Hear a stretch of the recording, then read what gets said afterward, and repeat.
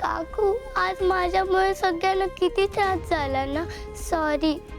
मी हट्ट केला नसता तर तू मला क्लासला नेलं नसतं.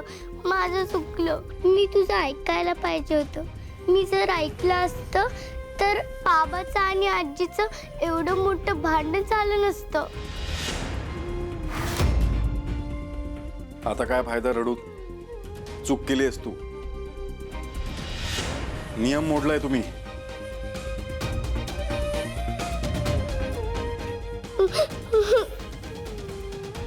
या अशा शिक्षा देणं मला कधी पटलेलंच नाही. शिक्षा आणि नियम माणसाला सुधारण्यासाठी असतात, त्रास देण्यासाठी नाही.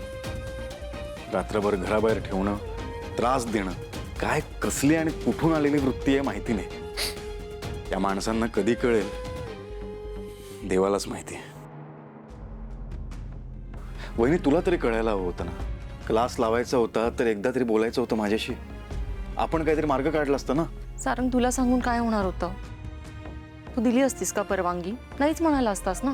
पण मग चोरून जाणं योग्य होतं का? याचा परिणाम काय झाला पाहिलंस ना तू. आईचा स्वभाव माहिती आहे तुला. कशाला ओवीला घेऊन गेलीस तू? बाबा, काकूची काहीच चूक नाहीये. तू प्लीज तिला काही बोलू नको. माझ्यामुळे तू काकूशी का भांडतोय? तू माझं ऐकलं नाहीस म्हणून मी काकूकडे हट्ट केला. तिने फक्त मला साथ दिली. यात तिची काहीच चूक नाहीये.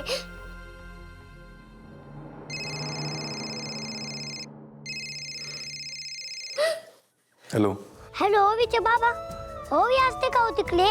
जरा देता का हो फोन तिच्याकडे? का रे, माझ्याशी बोलायचं नाही? हा, माझी चौकशी नाही करायची. डायरेक्ट ओवीशी बोलायचं तुला. आव सुपर हिरो, तुमच्याशी मी निवांत बोलतो. तिच्याकडे म्हणजे ओवीकडे माझं खूप अर्जंट आणि महत्त्वाचं काम असतं. थोडा द्या ना तिला फोन. देतो बाबा.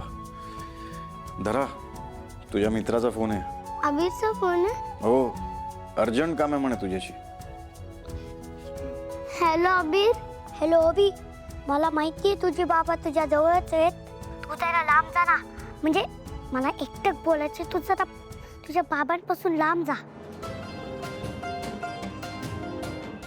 अभिर, तुझा आवाज येत नाहीये. मी नेटवर्क मध्ये येते.